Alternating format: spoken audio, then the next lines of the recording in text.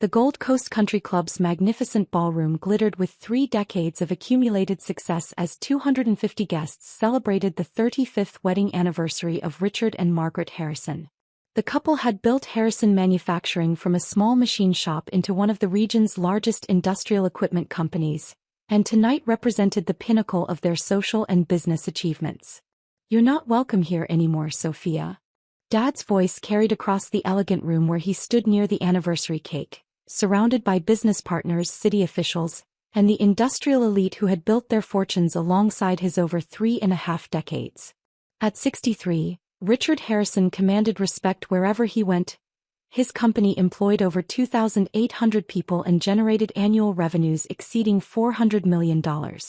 "This celebration is for people who understand what it means to build something real," he continued, his voice getting louder as heads turned to witness this very public family confrontation. "People who've dedicated their lives to creating jobs, generating wealth, contributing to society in meaningful ways." I stood quietly near the back of the ballroom, wearing my simple black dress, the same modest outfit I'd owned for 4 years. Not because I couldn't afford designer clothes, but because I'd learned that expensive fashion drew assumptions about success that I wasn't prepared to discuss with my family. "Richard's absolutely right," Mom added from her position beside him, resplendent in her custom anniversary gown. "The Harrison name represents 35 years of hard work, integrity, and business excellence. We simply cannot have family members who refuse to live up to those standards." My younger brother Michael nodded emphatically from his spot at the head table, where he sat with his wife and children in their formal anniversary attire. At 34, he was already the vice president of operations at Harrison Manufacturing, positioned to eventually take over the family business. "It's honestly embarrassing," Michael said, addressing the crowd of manufacturing executives, suppliers, and city leaders. "Having a sister who works at some little consulting firm while the rest of us are running a major industrial operation." The guests, including the mayor, several city council members, and the presidents of 3 competing manufacturing companies, shifted uncomfortably in their evening wear. They'd clearly expected an elegant anniversary celebration, not a family intervention. I picked up my simple wool purse and nodded quietly. "I understand, Dad. I'll leave." As I walked toward the ballroom's ornate exit, I could hear the conversations gradually resuming behind me. The string quartet started playing again, and the anniversary celebration continued as if nothing had happened.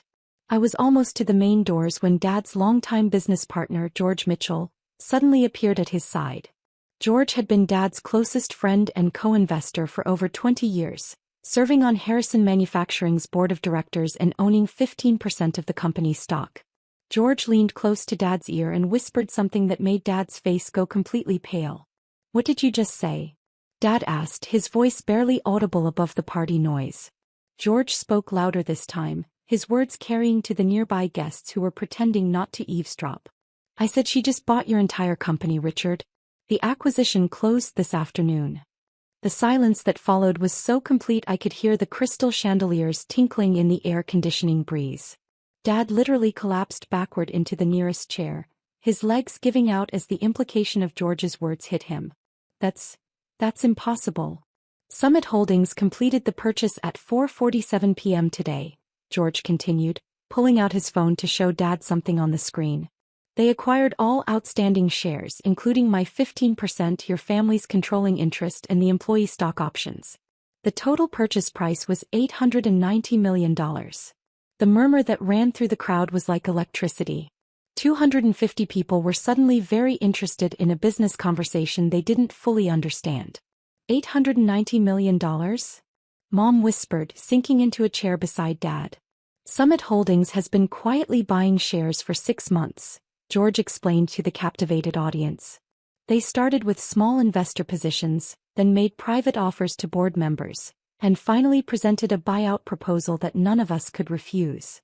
Michael was staring at George like he was speaking in a foreign language. "But who is Summit Holdings? Some corporate raider? A foreign company trying to break up American manufacturing?" I stopped walking toward the exit and turned back to face the room full of stunned faces. "Summit Holdings is my company," I said simply. The silence that followed was so profound I could hear my own heartbeat echoing in the suddenly quiet ballroom. "Your company? Dad repeated weakly. I founded Summit Holdings 8 years ago, I explained, walking back toward the center of the room where my family sat in complete shock. We specialize in acquiring established manufacturing companies and modernizing their operations while preserving jobs and community relationships. The distinguished guests were now hanging on every word, their anniversary celebration completely forgotten in favor of this unexpected business drama. Harrison Manufacturing was actually our third acquisition this year, I continued calmly. In March we purchased Midwest Industrial for $340 million. In June we acquired Pacific Manufacturing Systems for $520 million. Your company brings our total portfolio to 12 manufacturing facilities across 8 states. Mayor Davidson, who had been chatting with city council members near the bar, stepped forward with obvious interest. Ms. Harrison, are you saying you now own one of our city's largest employers? Summit Holdings owns Harrison Manufacturing, yes. Along with approximately 18,000 jobs across our various facilities. We're currently the third largest industrial equipment manufacturer in North America. The mayor's eyes widened. Third largest in North America? Our annual revenues are approximately $2.1 billion, I replied matter-of-factly. Though we expect to cross $2.5 billion next year with the efficiency improvements we're implementing across all facilities. Dad was staring at me like I was an alien from another planet. Sophia, this is impossible. You work at some little consulting company. You drive a Honda Civic. You live in that modest apartment near downtown. I founded Harrison Consulting 8 years ago as a front for my acquisition activities, I explained patiently. I needed to study manufacturing operations from the inside before I started buying companies. The consulting work gave me access to financial records, operational data and management insights from dozens of companies. George was scrolling through his phone frantically. Richard, there are articles about her everywhere. Forbes calls her the stealth manufacturing mogul. Industry Weekly has her on their cover as the woman revolutionizing American manufacturing. Mom found her voice, though it sounded nothing like her earlier confident tone. But Sophia, if you own $1 billion company, why do you live so modestly? Why didn't you tell us? Because I wanted to understand who you really were when you thought I was unsuccessful, I replied simply. For 8 years, you've treated me like a failure because I didn't fit your definition of success. I wanted to know if your love was conditional on my achievements. My phone rang with the distinctive tone I'd assigned to my chief operations officer. I glanced at the screen. Dr. Patricia Chen, Summit Holdings. I should take this, I said to the room full of stunned faces. It's probably about the integration planning. I answered the call and put it on speaker given the circumstances. Hello, Patricia. Sophia. Congratulations on the Harrison acquisition. The numbers look fantastic. Their profit margins are even better than our projections. We should be able to increase efficiency by 25% without any job cuts. The ballroom was so quiet I could hear the ice melting in people's drinks. That's excellent news, I replied. What about the employee reaction? Overwhelmingly positive. When we announced the job security guarantees and the profit-sharing program, the union representatives were thrilled. They said it's the first time in 15 years they've felt optimistic about the company's future. Dad was staring at me with tears in his eyes. Job security guarantees? Summit Holdings has never eliminated jobs through acquisition, I explained to him. We improve efficiency through better technology and processes, then use the increased profits to expand operations and create more employment opportunities. That's exactly right, Patricia continued through the phone. The Harrison facility will be adding approximately 300 jobs over the next 2 years as we expand their product lines and increase their market share. Michael leaned forward in his chair. 300 new jobs? Patricia, I said into the phone, I'm at a family event right now. Could we schedule a comprehensive briefing for Monday morning? Of course. Oh, and Sophia? That interview request from 60 Minutes about women in manufacturing leadership? They want to feature the Harrison acquisition as an example of how private equity can strengthen American industrial capacity rather than dismantling it.